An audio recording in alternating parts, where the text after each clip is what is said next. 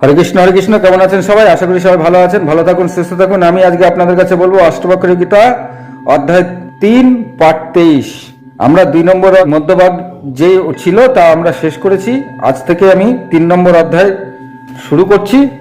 যদি ভালো লাগে লাইক কমেন্ট শেয়ার করবেন, আরো 10 জন হিন্দুকে শোনার ব্যবস্থা করে দেবেন। চলুন শুরু করি। ঋষি অষ্টবক্র মুনি রাজা জনককে বললেন, যার বোধ উদয় হয়ে যাওয়ার পরে বা জাগার পর স্বপ্ন দেখার মতন সবকিছু প্রবৃত্তি হয়ে যায়, তাকে একমাত্র সুখ স্বরূপ শান্তি প্রাপ্ত হয়ে যায়। তার একমাত্র সুখ শান্তি স্বরূপ শান্তি প্রাপ্ত হয়ে যায়। সেই প্রকাশিত শান্তিকে আমি নমস্কার করি। যদি কেউ বিশ্বজগতের সব পদার্থকে উপার্জন করে, তবে সে খুব বেশি হলে ভোগ প্রাপ্তি করে, কিন্তু সমস্ত কিছু ত্যাগ না করলে কেহ সুখী হতে পারে না। খুব মন দিয়ে শুনবেন সনাতনী ভাই বোনেরা। সবাই সুখ খুঁজে বেড়ায়, তবু সুখ পায় না। কেন এখানে অষ্টবক্র মুনি খুবই সুন্দরভাবে বললেন, তুমি খুব উপার্জন করছো আর তাতে তুমি নানা ভোগ বস্তু ভোগ করছো, আর এই ভোগের ইচ্ছা দিন দিন বাড়তেই থাকে। যত উপার্জন হবে ভোগের ইচ্ছা ততই বেড়ে যাবে, কিন্তু সুখ নয়। তবে সুখ শান্তি কিসে আসে? অষ্টাবক্র মুনি বললেন, সমস্ত কিছুর পরিত্যাগ করার পরেই সুখ আসবে। অনেকের মনে হতে পারে, এ আবার কি, পরিত্যাগ করলে সুখ কেমনে আসবে? আসলে ইচ্ছাইতেই দুঃখ। নানান ইচ্ছা আমাদের মনে চলতে থাকে, যা কখনো শান্ত হয় না। আর ইচ্ছা থেকেই দুঃখের সৃষ্টি হয়, দুঃখ আসে। আর উপার্জন থেকে ভোগ, আর যত উপার্জন তত ভোগ, তাহলে সেই সঙ্গে তত ইচ্ছা হতে থাকে। হরে কৃষ্ণ। আর পরিত্যাগ করলে কি হবে? মানে ইচ্ছার বিনাশ হবে, মানে কোনো ইচ্ছায় থাকবে না, তার মানে কোনো দুঃখ থাকবে না।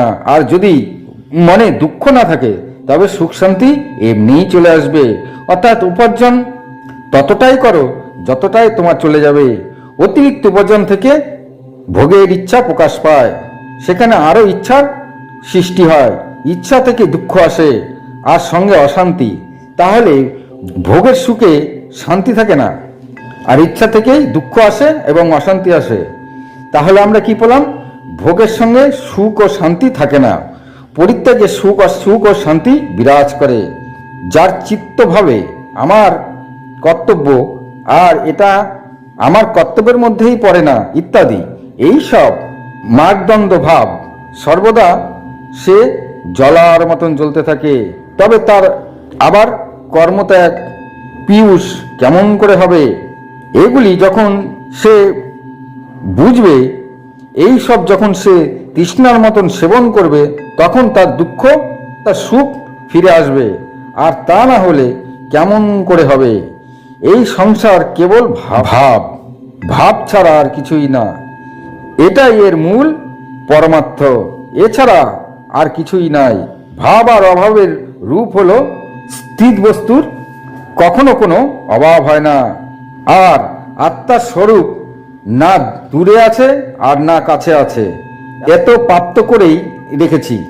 মানে আত্মার স্বরূপ দূরেও থাকে না, কাছেও থাকে না, এটা প্রাপ্ত করাই থাকে, মানে আমাদের সঙ্গেই থাকে। তুমি নিজেই আত্মার স্বরূপ, এর না কোনো বিকল্প আছে, আর না প্রয়ত্ন করতে হবে, আর না তার কোনো মল। অজ্ঞানের যখন নিবৃত্তি হয়ে যাবে, কিংবা যখন নিজের স্বরূপে ঠিকঠাক বোধ এসে যাবে, দৃষ্টির আবরণ ভঙ্গ হয়ে যায়। অর্থাৎ যখন সত্যিকারের নিজের স্বরূপ নিজের কাছে প্রকাশিত হয়ে যাবে, তখন দৃশ্যমান যা কিছু আছে তা এক মুহূর্তে সব বিলীন হয়ে যাবে, আর তা সবই একই রকম লাগবে। অর্থাৎ আমাদের দৃষ্টিতে যে আবরণ আছে তা সরে যাবে। অর্থাৎ আয়না দেখা নিজের শরীর তো সত্য দেখা যায়, কিন্তু তার মাঝের আবরণ হলো আয়না। আর যেদিন সেই আবরণ সরে যাবে, তখন ভেতর ও বাহিরে যে ছবি তা সমানই লাগবে, মানে কোনো ভেদ বা আবরণ ভিন্ন হবে না।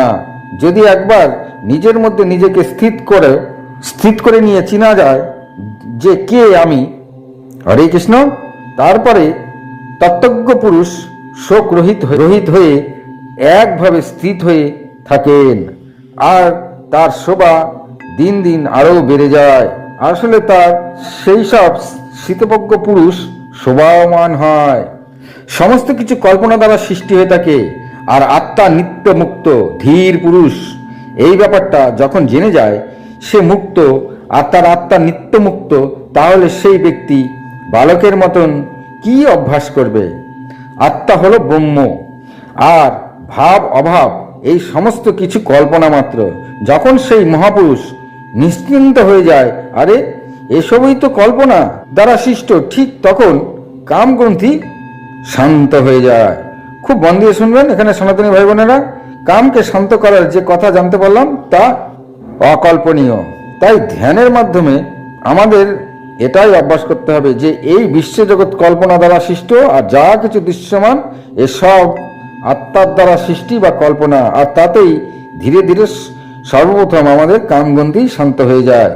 তারপর কি জানবো, কি বলবো, কি করব, সেটাই যা সত্য, এটা আমার আর এটা আমার নয় ইত্যাদি যা কল্পনায় আসতে থাকে, তখন সমস্ত কিছু কল্পনাও ধীরে ধীরে শান্ত হয়ে যায়। যখন সেই পুরুষ ধীরে ধীরে বুঝতে থাকে সমস্ত কিছু আত্মা ছাড়া এসব আর কিছুই না, এমনভাবে চিন্তা করে নিশ্চিন্ত হয়ে যায়, তারপর সে একবারে চুপ হয়ে যান, একদম মৌন হয়ে যান, নিজের স্বরূপে স্থিত হয়ে স্থিতজ্ঞ পুরুষ। তখন তিনি না নিজের ওপর কোনো ব্যাপারে বিরক্ত হন, আর না কোনো কিছু পাওয়ার জন্য একাগ্র হন। না তার জ্ঞান আছে আর না তার অজ্ঞান আছে, আর না তার সুখ আছে আর না তার দুঃখ। সে তত্ত্বজ্ঞ হয়। তিনি সর্বতি নির্বিকল্প হয়ে থাকেন। তার জন্য নিজের রাজ্যতে অথবা ভিক্ষুকদের মধ্যে কোনো অন্তরেই থাকে না। তখন তার না ভাব, না ক্ষতি, বা তার ভিড়ভাট্টায় কিংবা শূন্যস্থানে যেখানে কেউ নাই, কিংবা জঞ্জাল বা বনে কোনো অন্তর থাকে না। আমি এই একটা ব্যাপারে বিরাট কার্য করেছি, কিংবা আমি অনেক বড় কার্য করতে যাচ্ছি, এগুলি দ্বন্দ্ব। এই সমস্ত দ্বন্দ্ব থেকে যিনি মুক্ত থাকেন, তার জন্য ধর্ম কি, কাম কি, অর্থ কি, আর ভিক্ষা পেলাম কি না পেলাম তাতে কি? অর্থাৎ যার মনে ধর্মের চিন্তা চলতে থাকে, তার তখন মনে হয় এটা আমার ধর্ম, আমাকে এগুলি করতে হবে, আর সেটা আমার ধর্ম নয়। এইভাবে মনের ভেতরে নানা দ্বন্দ্ব চলতে থাকে। তেমনি যাদের মনে সদা সর্বদা কামের চিন্তা আসে, তাদের মনেও কামের নানা ভাব চিন্তা দৃশ্য হতে থাকে, তার মনে এই দ্বন্দ্ব চলতে থাকে। আবার যারা অর্থ উপার্জন করতে থাকে, তাদের মনে কোনটা দাম কম, কোনটা দাম বেশি, কি করে আরো উপার্জন করা যায়, এইভাবে তাদের মনে দ্বন্দ্ব চলতে থাকে।